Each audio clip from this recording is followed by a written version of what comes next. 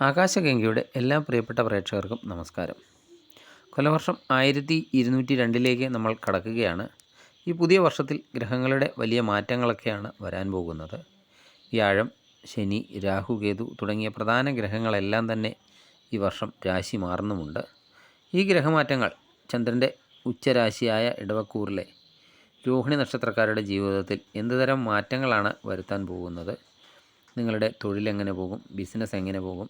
സാമ്പത്തികം, കുടുംബജീവിതം, വിദ്യാഭ്യാസം, ആരോഗ്യം എന്നിവയൊക്കെ ഈ വർഷം എങ്ങനെ സ്വാധീനിക്കും?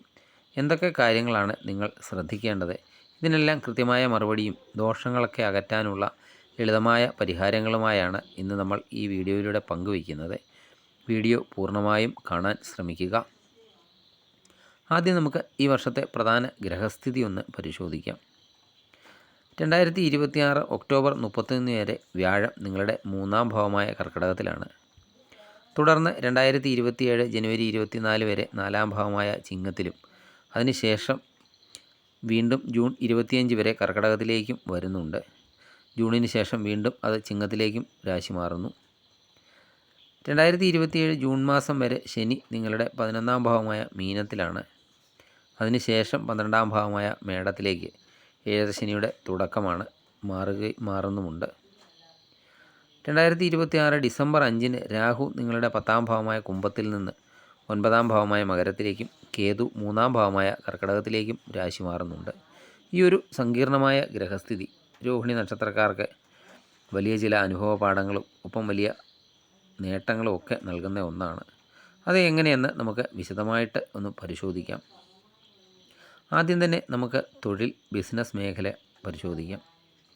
2026 ഡിസംബർ വരെ രാഹു 10-ാം ഭാവത്തിലൊക്കെ നിൽക്കുന്നത് തൊഴിൽ രംഗത്തെ വലിയതരം മാറ്റങ്ങൾ തരുന്നതാണ്. പെട്ടെന്നുള്ള സ്ഥലം മാറ്റങ്ങൾക്കോ അല്ലെങ്കിൽ പുതിയൊരു ജോലിയിലേക്ക് മാറാനോ ഒക്കെയുള്ള സാധ്യതകൾ ഈ സമയത്ത് വളരെയധികം കൂടുതലാണ്. വിദേശത്തൊക്കെ ജോലി ആഗ്രഹിക്കുന്ന രോഹിണി നക്ഷത്രക്കാർക്ക് 2026 ഒക്ടോബറിന് മുൻപുള്ള സമയം വളരെയധികം അനുകൂലമാണ്. എന്നാൽ വ്യാഴം 3-ാം ഭാവത്തിൽ നിൽക്കുന്നതിനാൽ ഒക്ടോബർ വരെ സഹപ്രവർത്തകരുമായി ചെറിയ അഭിപ്രായ വ്യത്യാസങ്ങളൊക്കെ ഉണ്ടാകാനും ഇടയുണ്ട്. നിങ്ങൾ കഠിനാധ്വാനമൊക്കെ ചെയ്താലും അതിൻ്റെയൊക്കെ ക്രെഡിറ്റ് മറ്റാരെങ്കിലും കൊണ്ടുപോകുന്ന ഒരു അവസ്ഥയും ഉണ്ടായേക്കാം. അതുകൊണ്ട് ഓഫീസിലെ അനാവശ്യ കൂട്ടുകെട്ടുകളും സംസാരങ്ങളും ഒക്കെ ഒഴിവാക്കേണ്ടതുമാണ്.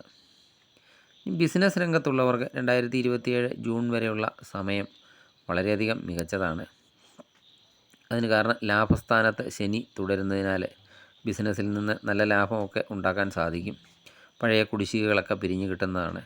എന്നാൽ 2026 ഡിസംബറിന് ശേഷം രാഹു 9-ലേക്ക് മാറുന്നതോടെ പുതിയ പാർട്ട്ണർഷിപ്പ് ബിസിനസ്സിലൊക്കെ ഏർപ്പെടുമ്പോൾ കരാറുകളൊക്കെ കൃത്യമായി വായിച്ചു നോക്കേണ്ടതാണ്. ആരെയും അന്ധമായി വിശ്വസിച്ച പണമൊന്നും മുടക്കുകയും അരുത്.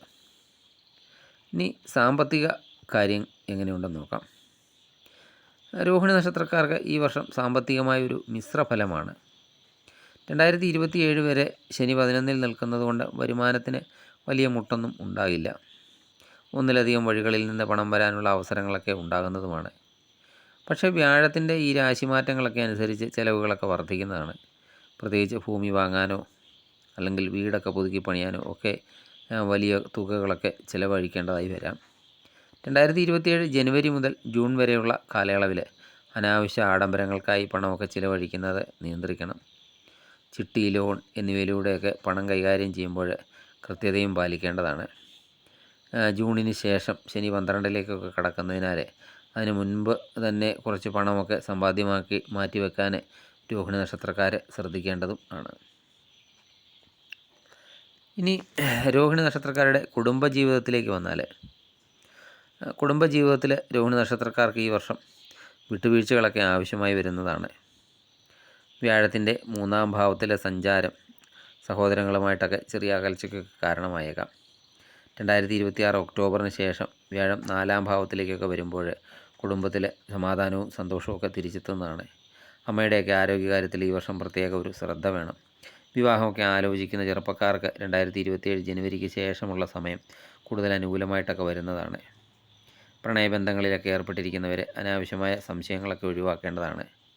ഡിസംബറിന് ശേഷം കേതു 3-ാം ഭാവത്തിലേക്കൊക്കെ വരുന്നത് നിങ്ങളുടെ ധൈര്യവും ആത്മവിശ്വാസവും ഒക്കെ വർദ്ധിപ്പിക്കും. എങ്കിലും ജീവിത പങ്കാളിയോടൊക്കെ സംസാരിക്കുമ്പോൾ വാക്കുകളൊക്കെ സൂക്ഷിച്ചുപയോഗിക്കുക.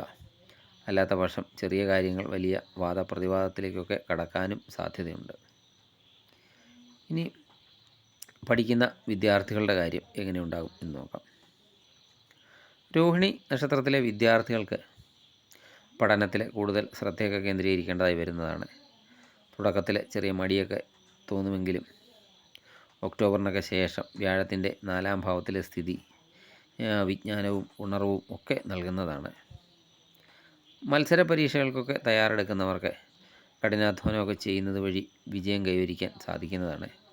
ഉയർന്ന പഠനത്തിനായിട്ടൊക്കെ വിദേശത്തൊക്കെ പോകാൻ ആഗ്രഹിക്കുന്നവർക്ക് ഈ വർഷത്തിൻ്റെ പകുതിയോടുകൂടി അനുകൂലമായ മറുപടിയൊക്കെ ലഭിക്കുന്നതുമാണ്.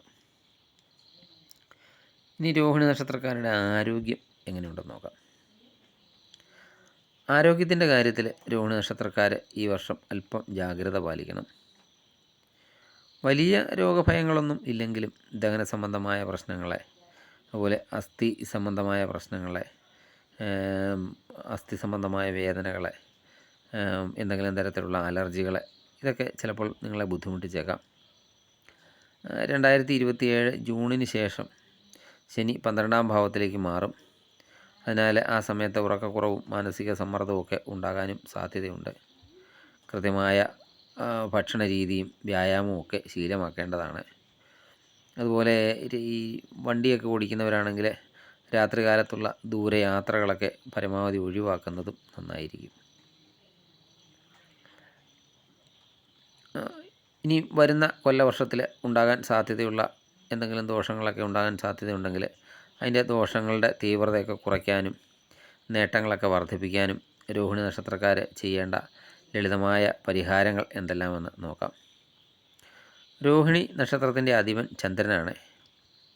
അതുപോലെ ദേവത ബ്രഹ്മാവാണ്. അതുകൊണ്ട് വിഷ്ണു പൂജ ചെയ്യുന്നത് വളരെയധികം ഉത്തമമാണ്. വ്യാഴാഴ്ചകളിൽ മഹാവിഷ്ണു ക്ഷേത്ര ദർശനം നടത്തുകയും ഓം നമോ നാരായണായ മന്ത്രം ജപിക്കുകയും ചെയ്യുക. അതുപോലെ 2027 ജൂണിന് ശേഷം 7-ര ശനിയുടെയൊക്കെ കാലം തുടങ്ങുന്നതിനാൽ ശനിയാഴ്ചകളിൽ ശാസ്താക്ഷേത്രത്തിൽ നീരാഞ്ജനമൊക്കെ വഴിപാട് നടത്തുന്നത് ദോഷങ്ങളൊക്കെ അകലാൻ സഹായിക്കുന്നതാണ്. അതുപോലെ ഡിസംബറിന് ശേഷം രാഹു കേതുക്കളുടെയൊക്കെ മാറ്റമുള്ളതിനാൽ സർപ്പക്ഷേത്രത്തിൽ സർപ്പങ്ങൾക്ക് എന്തെങ്കിലും വഴിപാടൊക്കെ കഴിക്കുക. തിങ്കളാഴ്ച ശിവക്ഷേത്രത്തിൽ കഴിയുന്ന വഴിപാട് കഴിക്കുക. ശിവന് ധാര, അതുപോലെ പിൻവിളക്ക് മുതലായ വഴിപാട് കഴിക്കുന്നതും നന്നായിരിക്കും. തുടക്കത്തിൽ ചില തടസ്സങ്ങളൊക്കെ തോന്നുമെങ്കിലും കൃത്യമായ ആസൂത്രണവും ഈശ്വരവിശ്വാസവും ഒക്കെ ഉണ്ടെങ്കിൽ രോഹിണി നക്ഷത്രക്കാർക്ക് ഈ വർഷം മികച്ച വിജയങ്ങളൊക്കെ ഉണ്ടാക്കിയെടുക്കാൻ സാധിക്കും. ഈ വീഡിയോ നിങ്ങൾക്ക് ഉപകാരപ്രദമായെന്ന് കരുതുന്നു. നിങ്ങളുടെ സുഹൃത്തുക്കളിലെ രോഹിണി നക്ഷത്രക്കാർക്കും ഈ വീഡിയോ ഷെയർ ചെയ്ത് നൽകുക. വീഡിയോ ഇഷ്ടമായാൽ ലൈക്ക് ചെയ്യുക. സബ്സ്ക്രൈബ് ചെയ്യാതെ വീഡിയോ കാണുന്നവരാണെങ്കിൽ ദയവായി സബ്സ്ക്രൈബ് ചെയ്ത് കാണുക. മറ്റൊരു വീഡിയോയുമായി വീണ്ടും കാണാം. നന്ദി, നമസ്കാരം.